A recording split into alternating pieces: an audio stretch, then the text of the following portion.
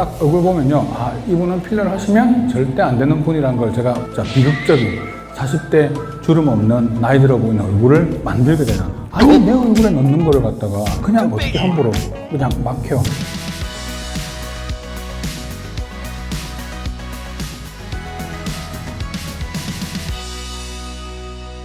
이제 오늘 요거 하나는 정말 딱 기억을 하고 가시면, 필러는 채우는 시술이 아니다 라는 개념입니다.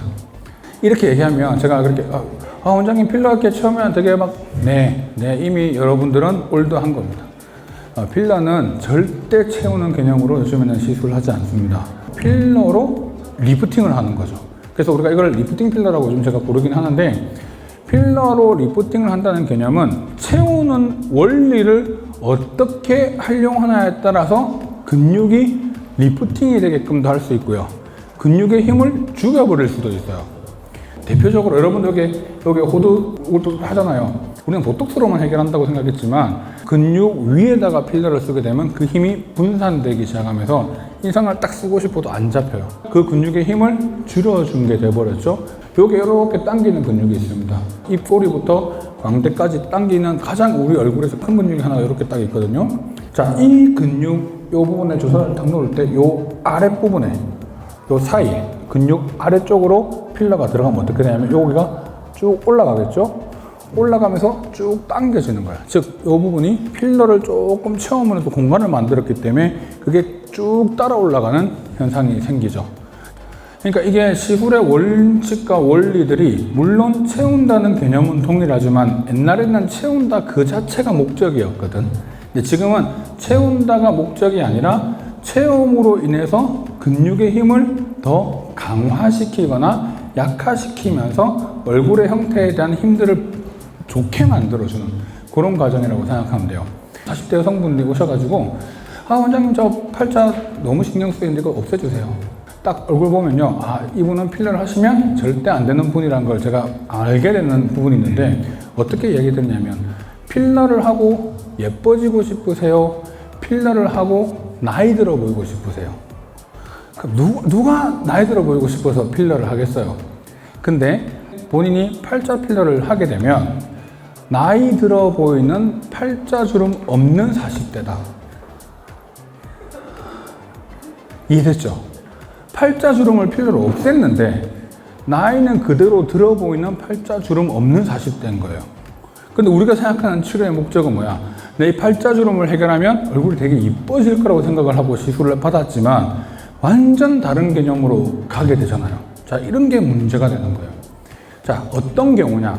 바로 눈 밑은 꺼져 있는데 밑에 쪽으로 지방이 많으니까 위에서 아래로 내려오는 힘이 강하죠. 그러면 우리가 얼핏 보면 어떻게 돼? 이 사람은 뭔가 이렇게 늘어져 있는 느낌이 평소에 받잖아요. 거기에다가 필러를 팔자를 채우면 더 볼륨이 아래쪽으로 안아지죠. 그러면 더 아래로 당기는 힘이 강해지면서 얼굴이 더 늘어져 보입니다. 자, 그럼 이 경우는 어떻게 해야 되냐? 원장님 팔자주름 하러 왔습니다 했을 때 팔자주름을 시키면 절대 안 되고 눈밑꼬랑을 하셔야 돼요. 그러면 벡터 값이 아래로 떨어지는 느낌에서 위로 올라가기 때문에 그거 하나만으로 얼굴 형태가 확 바뀝니다. 그래서 시술의 원칙은 방금 제가 이야기 드렸다시피 채운다는 개념만으로 절대 보는 게 아니고, 그 채울 때 그 어떤 포인트에 따라서 시술을 하느냐에 따라서 리프팅이 될 수도 있고 근육의 힘을 약화시킬 수도 있고, 자, 이런 여러 가지를 다 고려해야지만이 요즘의 시술의 결과들이 나오는 거죠. 왜냐하면 그 미묘한 차이가 정말 인상이 크게 좌우합니다. 그래서 여러분들 되게 보면 그렇잖아요. 얼굴이 저 원장님도 되게 얼굴 슬퍼 보여요, 아파 보여요, 뭔가 우울해 보여요, 힘들어 보여. 근데 필러로 조금만 방향을 바꾸면요, 밝아 보이고 세련돼 보이고 뭔가 사람이 좀 긍정적인 얼굴 형태로 살짝 바뀌게 돼요. 그게 떨어지는 힘이 강하느냐, 위로 올라가게 만들어주는 힘을 강하게 만들어주냐, 바로 그 차이에 있습니다. 입술 만들어주세요, 턱 만들어주세요, 이마 만들어주세요. 이거는 어떻게 보면 그냥 그 하나의 포인트만 잘 만들어주면 괜찮거든요. 근데 특히 중요한 부분이 어디냐면 중안면, 하안면, 턱 라인하고 얼굴 요 눈 옆에 있는 부분들을 시술을 할 때는 하나의 포인트로만 시술하면 망합니다, 무조건. 절대적으로 망합니다. 그래서 시술할 때 전체적인 플랜을 가지고 움직이는 게 엄청나게 중요한 거고, 아니 내 얼굴에 넣는 거를 갖다가 내 얼굴에 넣는 거에 대한 부분들을 그냥 어떻게 함부로 그냥 막 해요.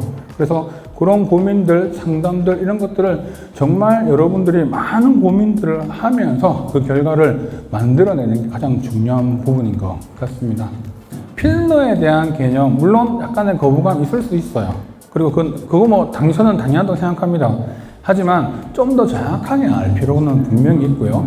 그 다음에 내가 시술을 받고 싶을 때는 그 시술을 하는 사람의 철학, 그 다음에 그 시술에 대한 여러 가지 이런 것들을 전체적으로 정확하게 있는 상태에서 시술을 해야 내가 원하는 결과와 그 다음에 의사가 치료를 했을 때 우리가 만들어주는 결과가 일치하게 되고요. 그러지 않으면 아까 같은 상황, 자, 비극적인 40대 주름 없는 나이 들어 보이는 얼굴을 만들게 되는, 자, 그런 상황을 만들면 절대 안 되는 겁니다. 그래서 필러는 특히나 중요한 부분이고, 그래도 이양 비용 들어가서 한 거 하나라도 아껴야죠. 오래가게 만들어야죠.